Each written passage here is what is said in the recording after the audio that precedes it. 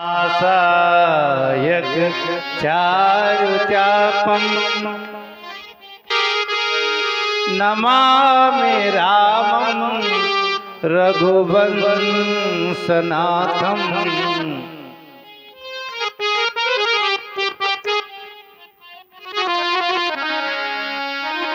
हे देव हे दैत हे भुवनैक बंधो, हे कृष्ण हे चपल हे करुणैक सिंधो। हे नाथ हे रमण हे नयनाभिराम, हा हा कदानुभवितासि पदं दृशोर्मे।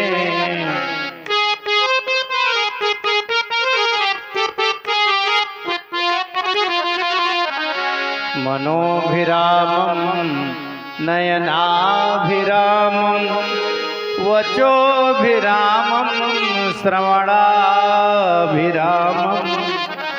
सदाभिरामं सतताभिरामं वन्दे सदा दासरथिं च रामम्।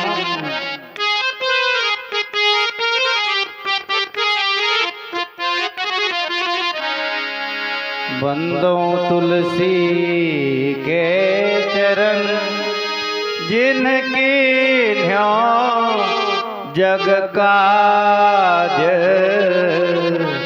कलि समुद्र डूबत लख्यो, तो प्रगट्यो सप्त जहाज।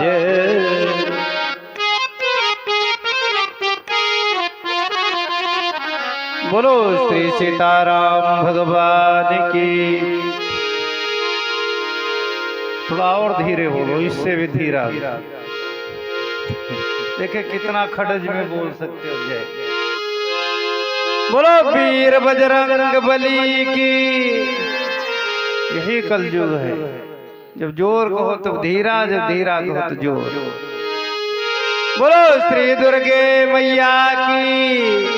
सब संतन की सब भक्तन की। ओम नमः पार्वती पते हर हर महादेव शंभो। परमाराध्य मर्यादा पुरुषोत्तम भगवान श्री राघवेंद्र सरकार, भक्त वांछा कल्पतरु श्री हनुमान जी, जिनके पावन प्रांगण में भगवान के दिव्याति दिव्य कथा का गायन श्रवण लाभ प्राप्त कर रहे हैं, ऐसे जन जन की कल्याण विस्तारिका भगवती माता पूर्व में जिनकी वाणी का लाभ ले रहे थे हमारे परम श्रद्धेय श्री शिव चैतन्य शुक्ल जी महाराज, और मेरे उत्तर में जिनकी वाणी का आप लाभ लेंगे श्रद्धेय श्री मिश्र जी, कुशल उद्घोषक, जो वाणी भूषण हैं और अनेक शास्त्रों के कर्मकांड इत्यादि के, हमको तो केवल कथा ही कहना आता है, और ये तो मल्टी टैलेंटेड पर्सन। ऐसा कोई पांडित्य विभाग में काम नहीं है जो अगले को आता न हो, और सब सहूर से आता है। प्राय आप सुनते होंगे एक ज्ञान ज्ञान बहुत ज्ञान अज्ञान, बात भी सही, लेकिन बहुत ज्ञान वो भी सब ढंग से। तो ऐसे हमारे परम निष्णात विद्वान श्री नरेश चंद्र तिवारी जी और पधारे हुए समस्त सुधी श्रोता महानुभाव, श्रद्धामयी माताओं एवं बहनों, आओ दो चार बार बड़े प्रेम से भगवान का नाम बोलें और तत्पश्चात थोड़ी सी भगवत चर्चा। जय सिया राम, जय जय सिया राम,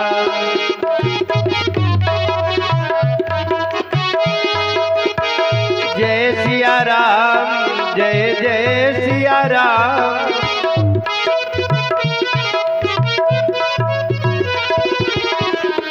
जय सिया राम, जय जय सिया राम।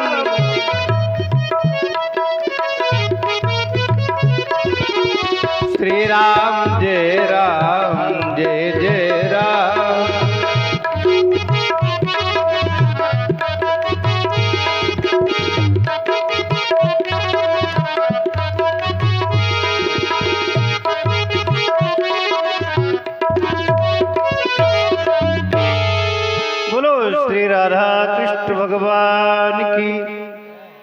तबला की थोड़ी आवाज बढ़ा भैया। हाँ बहुत कम है, कम नहीं बहुत कम। बहुत सुंदर चर्चा श्रवण कर रहे थे। शंभु प्रसाद सुमति तुलसी, रामचरित मानस कवि तुलसी।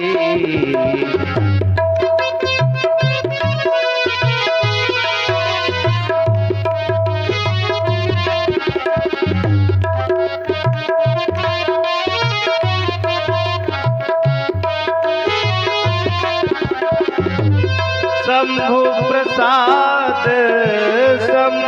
प्रसाद सुमति तुलसी, रामचरित मानस कवि तुलसी।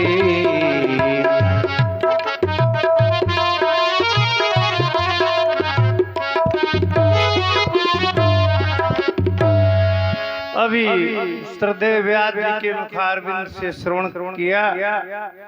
गोस्वामी जी कहते हैं शंभु प्रसाद सुमति तुलसी, रामचरित मानस कवि तुलसी। भगवान शिव की कृपा से हृदय में सद्बुद्धि उल्लसित हुई और जिससे रामचरित मानस का कवि तुलसीदास। और गौर से देखें तो 3 लोगों की विशेष कृपा है। और कल आप सुन भी चुके हैं विस्तार से। माता पिता और गुरु 3 की ही महिमा होती है। मनुष्य का चरित्र निर्माण करने में 3 की अहम भूमिका।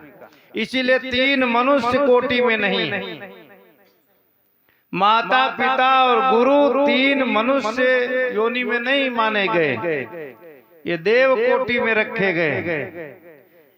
और आप लोग तो आजकल पूजा कराते हो तो रोज पूजा में पढ़ा जाता है मातृ देवो भव, पितृ देवो भव, आचार्य देवो भव।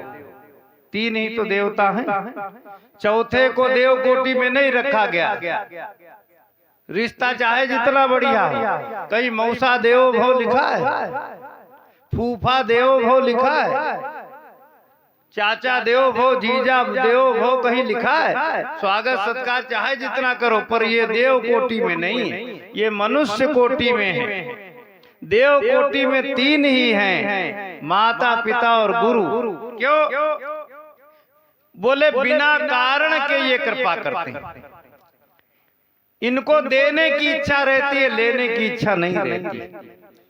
जो पराभव में भी प्रसन्न रहते, माता पिता हार जाएं फिर भी प्रसन्न।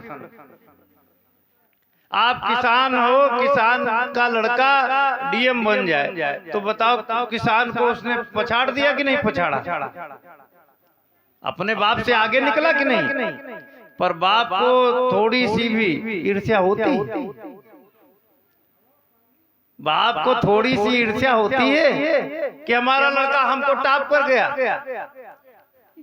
इसको तो हमसे भी नीचे जाना चाहिए, ये भावना नहीं होती। इसीलिए उनको देव कोटि में रखा गया है कि जो पुत्र को अपने से ज्यादा देखना चाहता है, माता अपने बेटे को अपने से ज्यादा अच्छा देखना चाहती है। खुद फुटपाथ पर रह लेगी, लेकिन बच्चे का मकान बन जाए तो बहुत प्रसन्नता होती। और गुरु अपने शिष्य को अपने से अच्छा देखना चाहता है। तो ये तपस्वी लोग हैं। और तपस्या की परिभाषा है, रामानुजाचार्य भगवान ने कहा धरती पर सबसे बड़ा तप जानते हो क्या? गर्मी में धूप में दिन भर बैठा रहे, ये तपस्या नहीं उतनी कठिन। माँ पूस के महीने में जाड़े में खड़ा रहे, वो तपस्या नहीं। तपस्या की परिभाषा रामानुजाचार्य भगवान ने कहा परोत्कर्षा सहनम तपः, दूसरे की उन्नति देख करके जिसका हृदय गदगद हो जाए, प्रसन्न हो जाए, समझ लो यह व्यक्ति तपस्वी। ये सहन कर लेना बड़ा कठिन है। दूसरे की उन्नति, दूसरे का अभ्युत्थान सहन करना बड़ा कठिन है। गोस्वामी जी ने तीनों का स्मरण किया। भगवान भोलेनाथ तो गुरु हैं और वो कोई सामान्य गुरु नहीं। वंदे बोधमयं नित्यं गुरुं शंकर रूपिणं यमाश्रितो हि वक्रोऽपि चंद्रः सर्वत्र वंदते। वंदे बोधमयं नित्यं गुरुं शंकर रूपिणं। अहम तुलसीदासः बोध रूपिणम शंकरम नित्यम गुरुम वंदे। शंकर रूपिणम बोधमयम नित्यम गुरुम वंदे। मैं तुलसीदास जो ज्ञान स्वरूप हैं, ऐसे शंकर रूपी गुरु की वंदना करता हूँ। क्या खूबी है उनमें? बोले यमाश्रितो ही वक्रोपि चंद्रः सर्वत्र वंद्यते। यम आश्रितः वक्रः अपि चंद्रः सर्वत्र वंद्यते। जिनका आश्रय ग्रहण कर लेने में टेढ़ा व्यक्ति भी सर्वत्र पूज्य हो जाता है। इस शंकर जी के सिर पर 4 चीजें हैं और चारों टेढ़ी। जटाएं सीधी हैं, जटाएं भी टेढ़ी। नंबर 2 पर गंगा जी। गंगा जी तो विख्यात है, कहीं सीधी नहीं बहती, सब टेढ़ी मेढ़ी रहती। गंगा जी भी टेढ़ी हैं। चंद्रमा द्वितीया का चंद्र, वो तो टेढ़ा ही। चौथे नंबर पर सांप, जिनके बारे में सब लोग जानते कितने सीधे होते। ये तो टेढ़े जन्म जाते हैं, इसीलिए 4 टेढ़ी चीजों को सिर पर रखते हैं। और हमारे लखीमपुर जिले में मैगलगंज से जो लखीमपुर रोड गई है, वहाँ औरंगाबाद से थोड़ी दूर पर एक स्थान है शंकर जी का, जिनका नाम है टेढ़े नाथ। गोमती नदी के किनारे बड़ी महिमा है। कम से कम 1 ट्रक घंटा टंगा होगा, 1 ट्रक से कम नहीं होगा। इतने घंटा टंगे हुए हैं गोमती नदी के किनारे। ये विग्रह है शिव जी का, तो इनको कहते टेढ़े नाथ। तो हमने एक दिन अर्थ लगाया कि सीधे के तो सभी नाथ हैं, सीधे को तो सभी पूछते हैं, लेकिन ये है टेढ़े नाथ। टेढ़े लोगों के स्वामी हैं, एक व्यक्ति सीधा नहीं है इनके यहाँ। तो शंकर जी को गुरु बनाया शिव जी ने। बोले उनका कृपा प्रसाद मिला। शंभु प्रसाद सुमति ही हुलसी। और ही हुलसी शब्द में श्लेष अलंकार। ही हुलसी वो तो शंभु प्रसाद के साथ जुड़ेगा। शंकर जी की कृपा से हृदय में सद्बुद्धि उल्लसित हुई। एक तो ये अर्थ है, और तीसरे का दूसरा अर्थ है 3 लोगों की कृपा। शंभु प्रसाद शंकर जी की कृपा, और फिर ही हुलसी। ही माने हृदय, हृदय माने आत्माराम, और आत्माराम पिता थे, हुलसी माता जी थी। ही शंभु प्रसाद सुमत ही हुलसी। और नहीं तो रामचरितमानस और कवि तुलसी, इनका कई साम्य है। रामचरितमानस जैसा उत्कृष्ट काव्य और तुलसीदास जैसा रचनाकार, जो सुमिरत भयो भांग थे तुलसी तुलसीदास। गोस्वामी जी कहते हम तो भांग थे, ये तुलसी बनाने वाले तो 3 लोग, माता पिता और शंकर जी की कृपा। इन 3 के कृपा प्रसाद से ये ग्रंथ लिख पाया। करई मनोहर मति अनुहारी।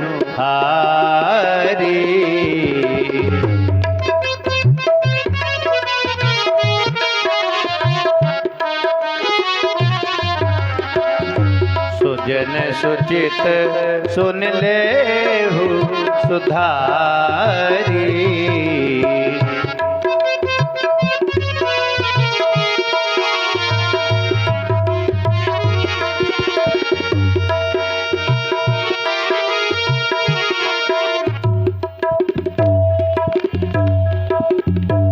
करई मनोहर मति अनुहारी। तुलसीदास जी ने कहा हम तो अपनी बुद्धि के हिसाब से मनोहर लिख ही रहे, और हमारे लिखने में कोई कमी हो जाए तो सज्जन लोग सुधार लेंगे। तो तुलसीदास जी की इस बात को लोगों ने खूब फॉलो किया। जब अखंड रामायण का पाठ होता है तो देखो कैसा सुधारते हैं। तुलसीदास जी कुछ और लिखे, वो कुछ और पढ़े रहे। क्यों? तुलसीदास जी ने तो पहले कहा था कि हम तो अच्छा लिख ही रहे हैं, पर सज्जन लोग जब पढ़ेंगे और जहां गड़बड़ी देखे वहां सुधार। एक आदमी जल्दबाजी में था, घास छोड़ने जा रहा था और छुटाने वाला कोई था नहीं। वो तो जल्दी हड़बड़ी में पढ़ रहा था उत्तरकांड। तो नारी मुई ग्रह संपत्ति नासी, मूड कटाए भय सन्यासी। जल्दबाजी में पढ़ दिया, उसका मन तो खेत में रखा था और रामायण पर बैठा था। आज तो लोग चक्कर में पड़ जाते, जैसे कम हिंदी जानता हो तो समझ नहीं पाता। कोई लोग कहते भागवत बैठी है और कोई कहते भागवत चल रही है। अब आदमी तो चक्कर में पड़ जाए, ये कह रहा बैठी है भागवत, कहते कि नहीं? कहते भागवत बैठी है, कुछ लोग कहते, कुछ लोग कहते कि भागवत चल रही है। अब वो सोचता कि यार न हमें बैठी दिखाए न चल रही दिखाए। तो सामान्य लोग तो अभिधा में ही अर्थ लगाते हैं, व्यंजना में थोड़े नहीं लगाते। व्यंजना लक्षणा नहीं लगाते, अभिधा में। जैसे एक आदमी ने कहा कि हम भैया अभी पूजा पर बैठे हैं, तो दूसरे ने कहा ये मूर्ख आदमी, पूजा पर कहीं बैठा जाता है? पूजा तो की जाती है। लोग कह देते भैया हम तो खाना पर बैठे हैं, अभी पूजा पर बैठे, तो इसका मतलब पूजा जहाँ हो रही उसके ऊपर थोड़ा नहीं बैठा है। इसके लिए पहाड़ी ने कहा जैसे गंगायाम घोषा, गंगायाम घोषा का मतलब गंगा की धारा में झोपड़ी थोड़े नहीं है, गंगा के किनारे। जिसे लोग कहते हम उनका तो ऑन रोड पर मकान है, तो रोड के ऊपर मकान बनता है कहीं, तो उसका अर्थ कैसे लगेगा कि रोड के किनारे मकान बना हुआ है। गंगायाम घोषा का मतलब गंगा के किनारे झोपड़ी है। तो लोग व्यंजना में और लक्षणा में नहीं समझते, प्राय अभिधा में ही समझते हैं। भैया ये सुधार दो थोड़ा।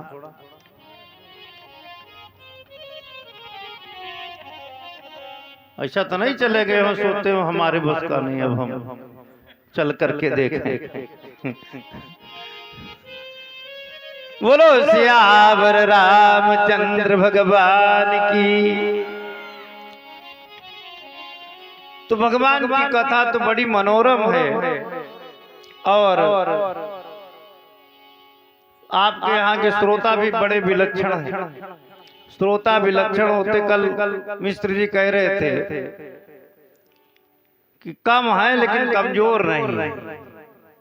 उन्होंने सही कहा, श्रोता यहाँ फिर भी ज्यादा। हम लोग तो अपने को बड़ा धन्य भागी भुक्ता मानते हैं कि हम लोग जितने श्रोता इकट्ठा कर दिए, इतने वक्त श्रोता शंकर जी नहीं इकट्ठा कर पाए। शंकर जी ने कथा सुनाई, लेकिन अपनी पत्नी के अलावा किसी को सुनाए हो तो बताओ। सुनने तो गए, शंकर जी भी बढ़िया कथावाचक की खोज किया करते थे कि बढ़िया कथावाचक मिल जाए तो हम भी सुन लें।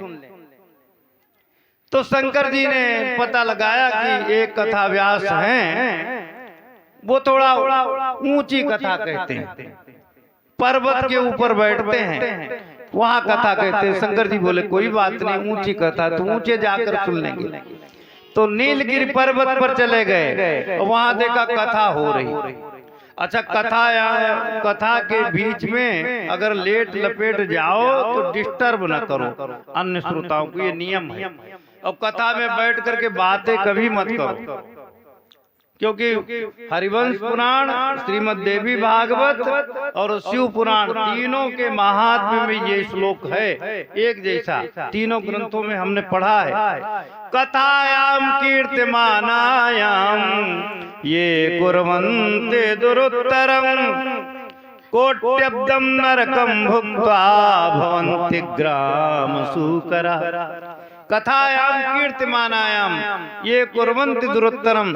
जहाँ पर भगवान की कथा हो रही हो वहाँ कथा के अतिरिक्त अन्य विषय की चर्चा जो लोग करते हैं, कथा के बीच में बैठ करके जो अन्य चर्चा करते हैं, तो कोट्यब्दम नरकम भुक्त्वा, वह करोड़ों वर्ष नरक भोग करके और फिर उनकी पोस्टिंग कहाँ होती जानते हो?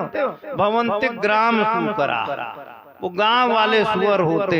तो मनुष्य पोस्ट से सुअर की पोस्ट पर पोस्टेड होना चाहो तो कथा में बैठकर बातें करो।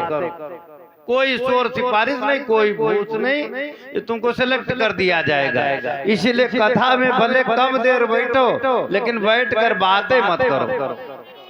ये कथा में आगे भी यही। अच्छा, खाना खाने बोलो सियावर रामचंद्र भगवान की।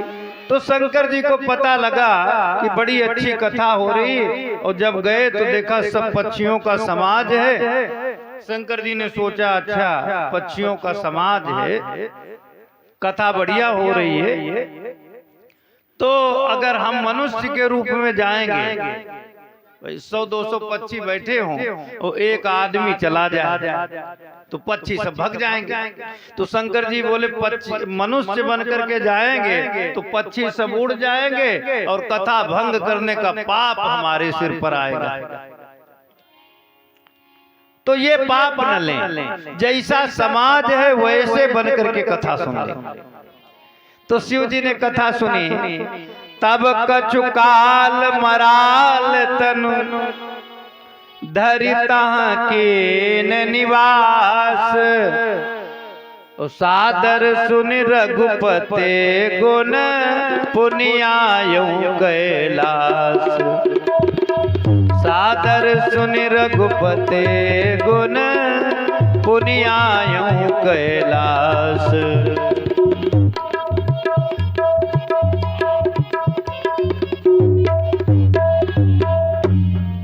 हंस का वेश बनाया। क्यों? शंकर जी ने सोचा जब बनना ही है तो फिर गड़बड़ काहे बने। जैसे 2 बिसुआ से बिसुआ बढ़ाना है तो फिर 10 काहे बढ़ाओ, फिर 20 काहे न कर दो, है कि नहीं? ये भी शिक्षा है रामायण से। शंकर रामायण में तो अथाह शिक्षा है, हम लोग तो एक बूंद भी नहीं ग्रहण कर पाए हैं। मानस तो सागर है, इसकी कौन गहराई नापे? इसमें कोई गहराई की था नहीं है। उस सागर की तो गहराई है, पर गोस्वामी जी के सागर की कोई गहराई नहीं है। शंकर जी ने कहा बनना ही है तो फिर कौआ काहे बनो, बनना है तो हंस बनो। तो हंस का वेश बनाया। और हंस का क्यों? बोले हंस में ही ये क्वालिटी है, दूध और पानी को अलग कर सकता है।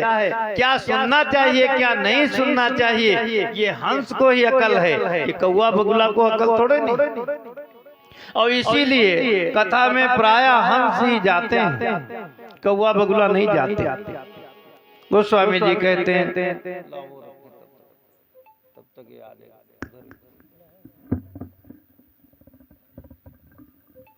हटा दे।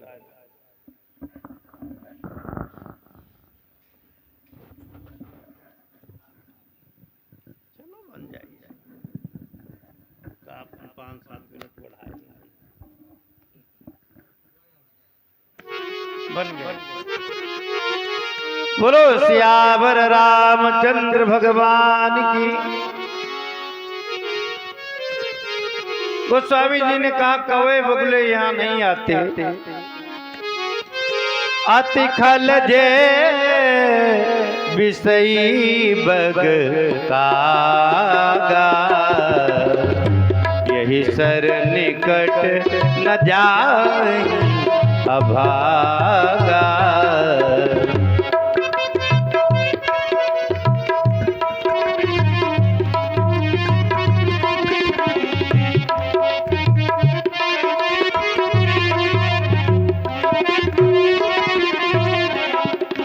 अति खल जे विषयी बग कागा। सामान्य खल तो कभी कभी कथा में आ जाते, सामान्य खल तो कभी कभी कथा में आ जाते हैं, ध्यान देना गोस्वामी जी की बात पर। लेकिन जो अति खल है वो जितने दिन कथा होती उतने दिन उधर निकलते ही नहीं। अति खल नहीं कौन वो खल थोड़े ना है, ये तो परमहंस ग्रेट है। वहां तक पहुंचने के लिए बहुत कुछ करना पड़ता है, वो बहुत ऊंची वैरायटी है। ये परमहंस वृत्ति है। लोगों को डबल बेड पर नींद नहीं आती है, बढ़िया मस्ती से यहाँ सो रहे हैं। शंकर जी के पर पांव रखेंगे तो विशेष आदमी, तभी तो सबके हिम्मत थोड़े थोड़े। बोलो सियावर रामचंद्र भगवान की। अति खल जे विषयी बग कागा, अति खल जे विषयी।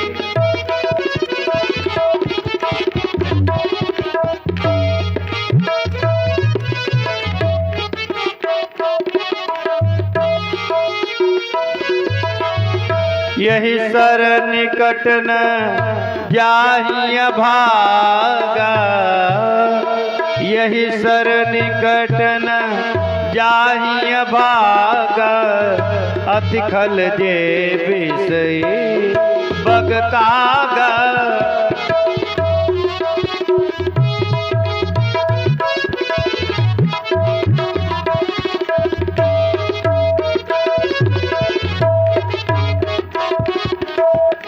अति खल जे विषयी बग कागा। जो अति खल हैं, खल तो कथा में बैठते हैं, कथा उनके कुछ नहीं बैठती, वो बैठते हैं कथा में। खलों को बैठना लिखा है तुलसीदास जी ने। बोले खलो करई भल पाई सुसंगु, मिटै न मलिन स्वभाव भंगु।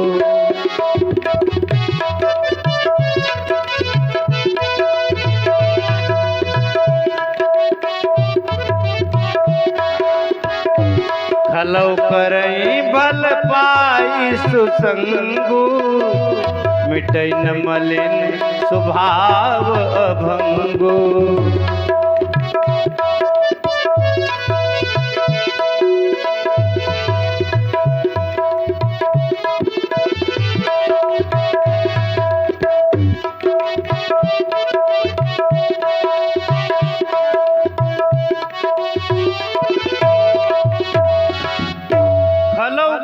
भल पाई सुसंगु।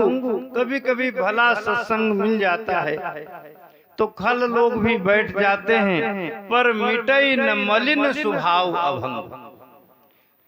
जो हृदय में अमिट छाप पड़ी है खलता की, वो नहीं मिटती। सत्संग से सठ सुधर जाते लेकिन खल नहीं सुधरती। सठ सुधरे सत्संगति पाई, पर खल नहीं सुधरते। और जो अति खल हैं बोले वो इधर आते ही नहीं। अति खल जे विषयी बग कागा। जो विषयी हैं, विषयों में ही जिनका आनंद है, संसार के सुखों को ही सर्वोत्कृष्ट मान लिया है, वो विषयी। बग कागा, जिनके स्वभाव कवये और बगुले जैसे हैं, तो यही सर निकट न जाहि अभागा। ये सर कैसा है बोले, ये तो मानस सर है, मान सरोवर है। मान सरोवर पर कौआ बगुला नहीं रहते, वहाँ हंस रहते हैं। और जो गांव के गंदे तालाब होते हैं वहाँ हंस नहीं रहते। गांव के तालाबों पर जो गंदे तालाब हैं, गांव के किनारे वाले, वहां कभी हंस देखा है? नहीं देखा होगा। हंस तो वैसे नहीं देखा होगा, क्यों मानसरोवर पर भी कभी गए होंगे तो वहां भी कोई जरूरी, जब आप गए हो तो हंस को भी छुट्टी हो। आपको जब छुट्टी होगी तो हंस को छुट्टी नहीं होगी। पर हंस रहते हैं मानसरोवर पर, और वो मोती चूंघते हैं। और हंस के पास ही यह विवेक है कि 1 लीटर दूध 1 लीटर पानी भर करके रख दो, तो हंस दूध दूध पी लेगा और पानी छोड़ देगा।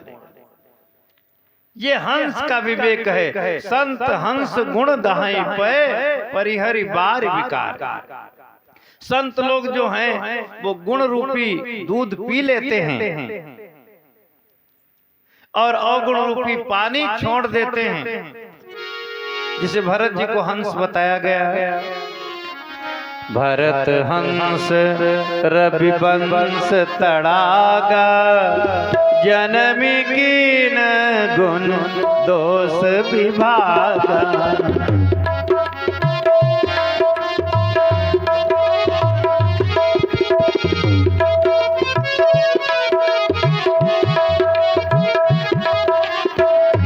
भरत हंस रविवंश तड़ागा, जन्म कीन गुण दोष विभागा।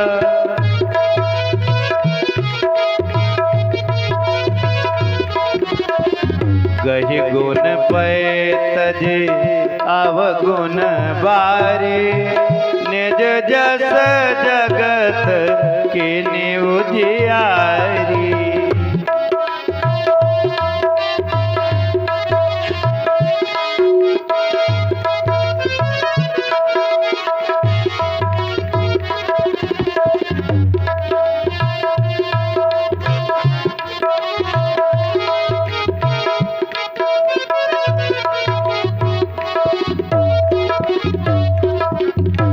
भरत हंस रविवंश तड़ागा, सूर्य वंश रूपी तालाब के लिए भरत जी हंस की तरह जन्म कीन गुण दोष विभागा। जिन्होंने सूर्य वंश में जन्म लेकर के गुण दोषों का विभाग किया। गहि गुण पाए, गुण रूपी दूध को ग्रहण करके और तज अवगुण बारी, अवगुण रूपी जल को छोड़ करके निज जस पर कठिन कुसंग, कुसंग के चक्कर में व्यक्ति फंसा हुआ। कुसंग क्या है? तो गोस्वामी जी कवितावली में लिखते हैं, देखो कुसंग है क्या और जिसको छोड़ पाना बड़ा कठिन है। बोले सुतदार अगार सखा परिवार, बिलोक महाकुसमा जहिरे।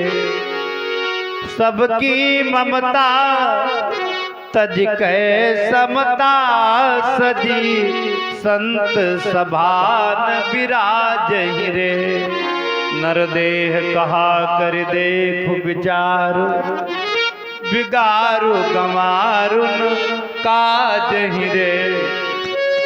जन डोलहि लोलुप कुकुर जो, तुलसी भज को सलराज रे। सुतदार अगार सखा परिवार, देखो इन्हीं में तो हम आप सब लोग फंसे।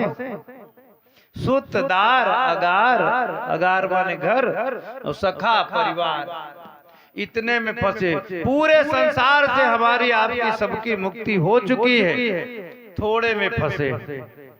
इसके कारण फिर 84 का चक्र काटना पड़ेगा। अगर नहीं बना तो थोड़ी सी जगह जमीन पर 10-5 बीघा खेती में अटके हो, 1-2 मकान में अटके हो, 1-2 प्लाट में अटके हो, और थोड़े से अपने इष्ट मित्र में, एक पत्नी और 2-4 बच्चे, इसी में तो अटके हैं आदमी। अब तो पुराना जमाना तो है नहीं 10-20 पत्नियां होगी किसी की, थोड़े में ही तो अटके हो। अब बता, पूरे संसार से मुक्ति है कि नहीं है? जर्मनी में कुछ हो, अमेरिका में कुछ हो, पाकिस्तान में कुछ हो, अरे तुम्हारे गांव के बाहर भले कुछ हो, उसे क्या लेना देना। थोड़े में फंसा हुआ है जीव, इतने से मुक्त नहीं हो रहा है। गोस्वामी जी कहते हैं यही कुसंग। तो क्या करें, सवेरे से सन्यासी बाबा हो जाए? नहीं, छोड़ने की जरूरत नहीं है, इनके प्रति ममता कम करो। देहे स्तिमांस रुदिरे विमतिम त्यजत्वम, जाया सुता दिशु सदा ममताम विमुंच। पश्यानिशं जगदिदं क्षणभंगनिष्ठं वैराग्य राग रसिको भव भक्ति निष्ठा। गोकर्ण जी ने अपने पिताजी से कहा, पिताजी देहे तिमान सुरुदित्रे विमतिम त्वजत्वम, तुम्हें क्या करना है? ये जो देह है रक्त वसा अस्थि मांस चर्म से विनिर्मित जो ये देह है, इसके प्रति और जाया सुता दिश सदा ममता विमुंच, स्त्री पुत्र घर मकान दुकान इत्यादि के प्रति ममता का त्याग करो। स्त्री घर मकान का त्याग नहीं करना है, ममता का त्याग करना। ममताम विमुंच, विमुंच विशेषण मुंच, विशेष रूप से इसको त्याग दो। क्यों? अच्छा, ममता एक दिन में त्याग नहीं कर सकते, इसीलिए सत्संग की व्यवस्था की गई। मूर्ख तो पूरी जिंदगी भर में नहीं त्याग सकता, पर ज्ञानी भी इकट्ठे ममता नहीं त्याग सकता। उसके लिए तुलसीदास जी ने सूत्र दिया है, बोले रस रस सूख सरित सर पानी, ममता त्याग करहि जिमि ज्ञान।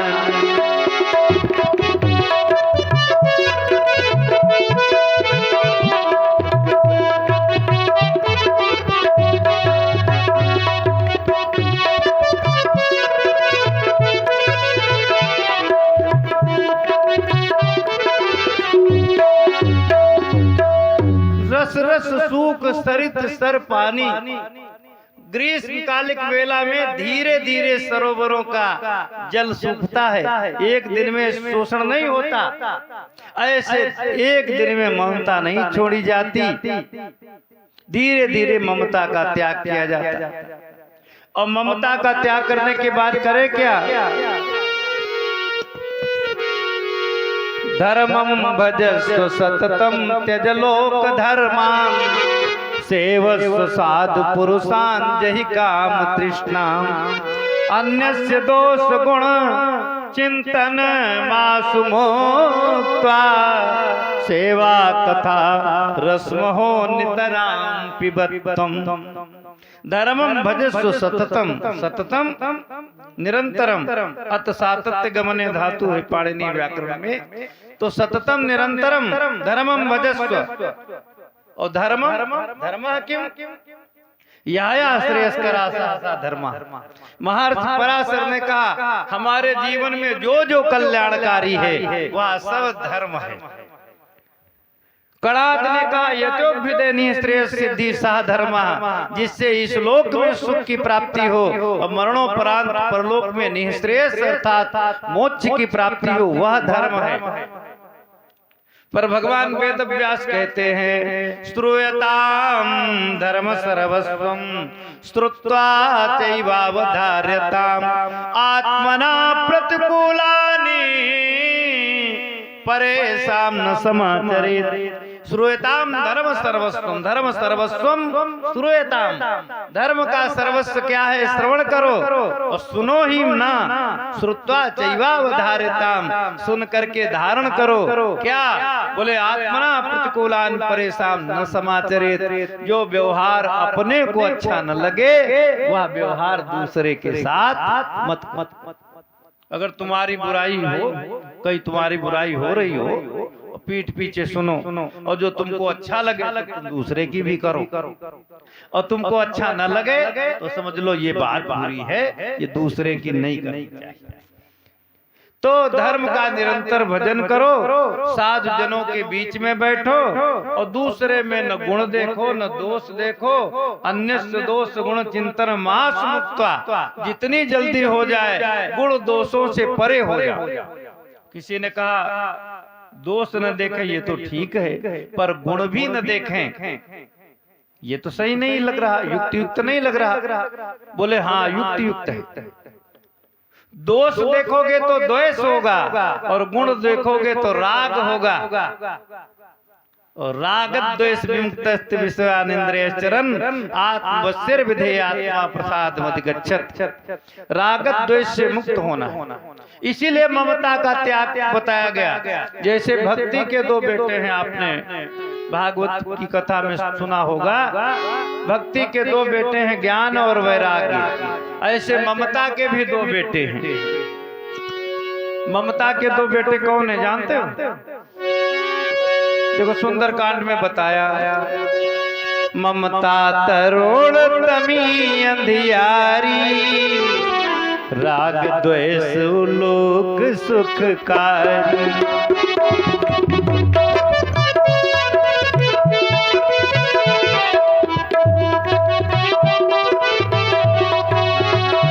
ममता तरुण तमी अंधियारी, राग द्वेष लोक सुखकारी।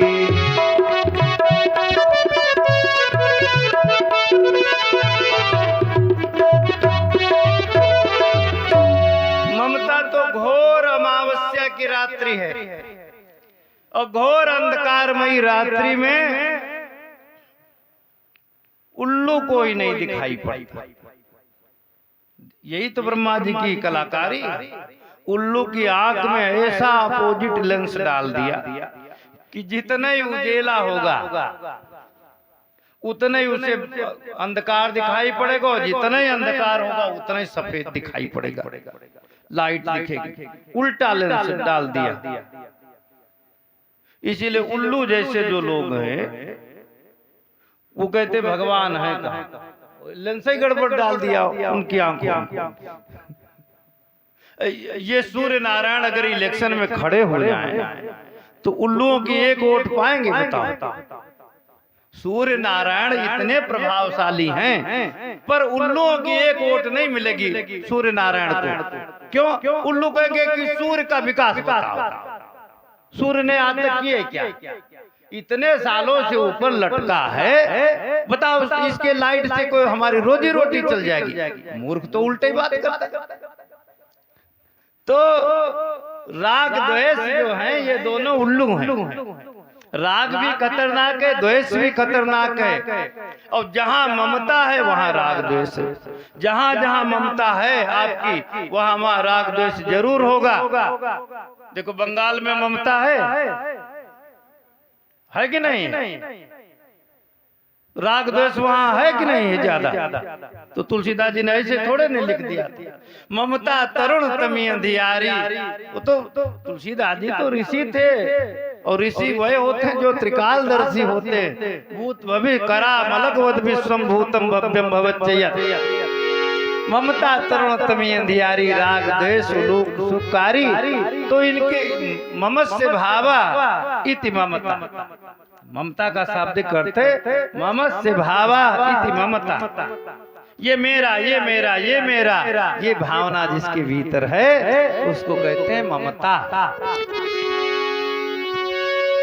और ममता का परिणाम बड़ा भयावह है। संस्कृत में मैं माने मेरा होता है, और हम लोग निरंतर मैं किया करते हैं बकरे की तरह। जैसे बकरा मिमियाता है ऐसे हम लोग भी मिमियाते हैं। क्या मिमियाते? बोले कांताई में तनयाई में गृहाई में पसवस्त में एवं नरो मेक समान रूपा में कृता काल ब्रकेण नीता। कांताई में ये मेरी कांता है, ये मेरी तनया है, ये मेरे घर हैं, ये मेरे पशु हैं। इस प्रकार से बकरे की तरह मनुष्य में किया करता है, और काल ब्रकेण नीता, काल रूपी भेड़िए के द्वारा ले जाया जाता है। एक दिन काल रूपी भेड़िया दबोच लेता है, और जब दबोच लिया तो मिमियाना बंद हो गए। तभी तक मिमियाओगे जब तक काल रूपी भेड़िया पकड़ नहीं लेता है। तो इसीलिए राग द्वेष से विनिर्मुक्त हो जाओ, ये कुसंग है। और गोस्वामी जी कहते इसी कुसंग के कारण मनुष्य नहीं आ पाता। कठिन कुसंग कुपंत कराला और तिनके वचन बाग हरि ब्याला। और आगे लिखा गृह कारज नाना जंजाल, गृह कारज नाना।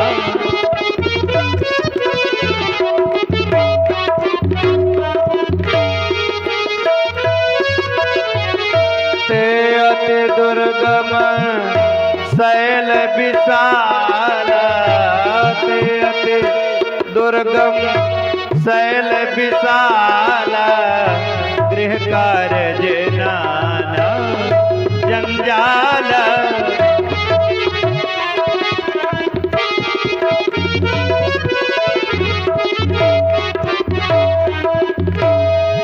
गृह कारज नाना जंजाल, घर के तमाम काम काज और नाना प्रकार के जंजाल, जंजाल माने जगजाल, ये दुर्गम पर्वत की तरह है। ते अति दुर्गम शैल विशाल। और पर्वतीय क्षेत्र में आपने अगर चढ़ाई की होगी, जहाँ सब पहाड़ी पहाड़ होते, तो एक पहाड़ पर जब आप चढ़ते हो, जिस पहाड़ पर चढ़ते हो तो लगता है ये पहाड़ सबसे बड़ा, इससे बड़ा कोई पहाड़ नहीं। और जब उस पहाड़ की चोटी पर पहुंचते हो तो लगता है उससे 4 गुना बड़ा पहाड़ एक और खड़ा।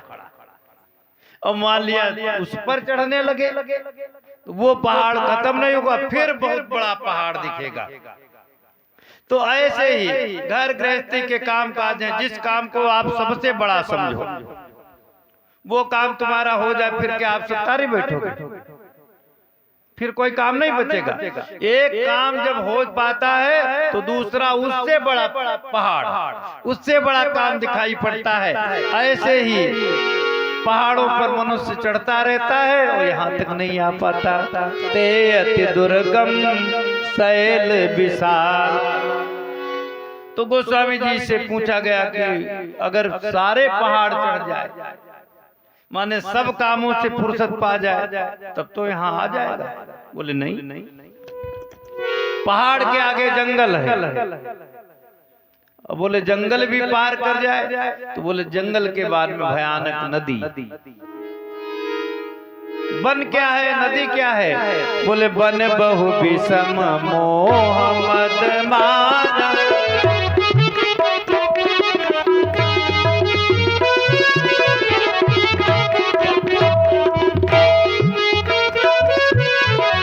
नदी कुतर्क भयंकर नाना, नदी कुतर्क भयंकर नाना, वन बहु विषम मोह मदमाना।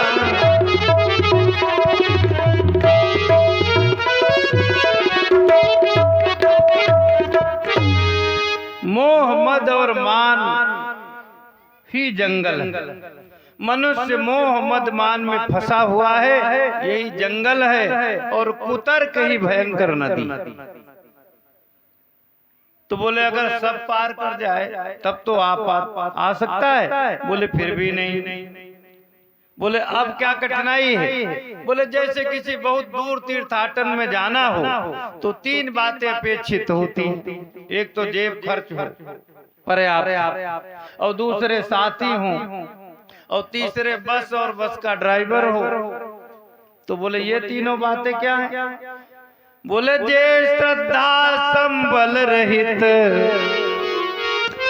जे श्रद्धा संबल रहित, नहीं संतन कर साथ।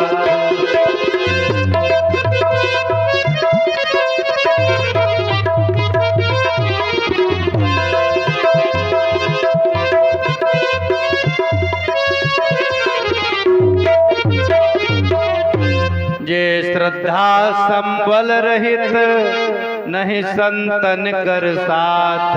ओ तिनका मानस अगम अति, जिन्हि न प्रिय रघुनाथ।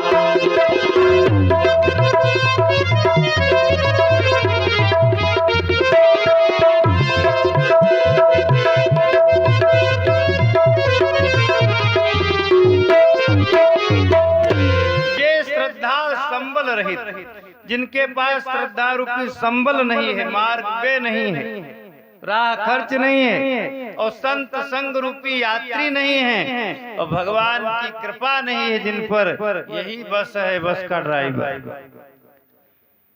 तिनका मानस गमति जिनहि न प्रिय रघुनाथ। तो कहा जो जबरदस्ती चला जाए, बोले जाएगा तो लाभ नहीं पाएगा। जो कर कष्ट जाय फिर कोई, जाते ही नींद जुड़ाई होती, और जड़ता जाड़ विषम उर लागा, गयहूं न मज्जन पाव अभागा।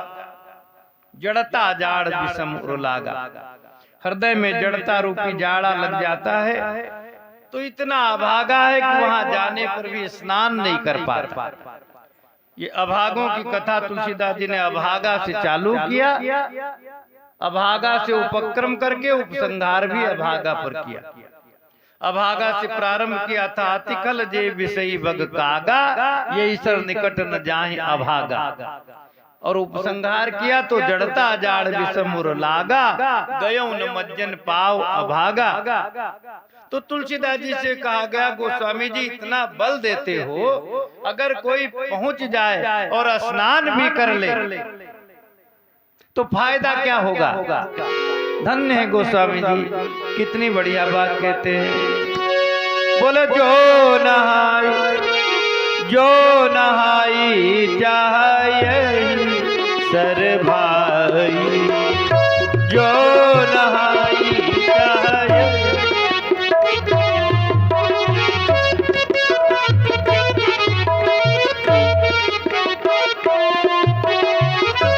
सो सतसंग करो मन लाई, सो सतसंग करो मन लाई, जो नहाई जाए सर भाई।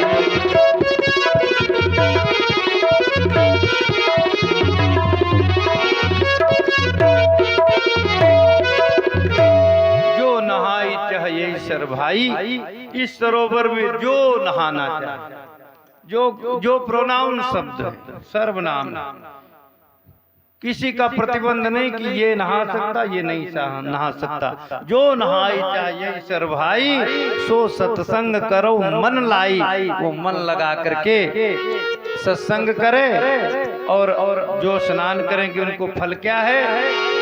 बोले सोई सादर सर माजन करई, महाघोर त्रैताप नजरई।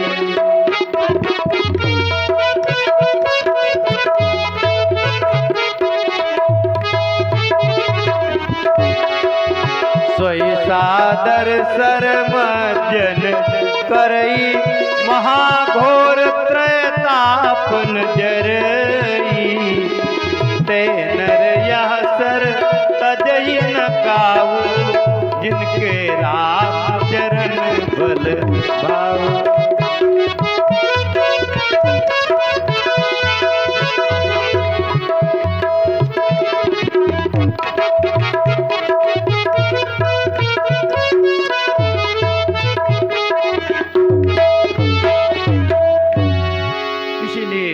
जो लोग आराम से इसमें स्नान करेंगे, आदर से स्नान करेंगे, तो दैहिक दैविक भौतिक तीनों तापों से मुक्त हो जाएंगे। और तीनों तापों से जब मुक्त हो गए तो आप काम राज्य में नहीं रहेंगे, तब आप राम राज्य में रहेंगे। राम राज्य का में आपका निवास मिल जाएगा। आओ इन्हीं शब्दों के साथ श्री राम जय जय राम।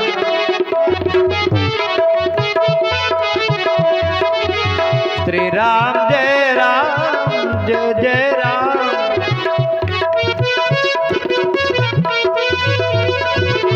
श्री राम जय जय राम।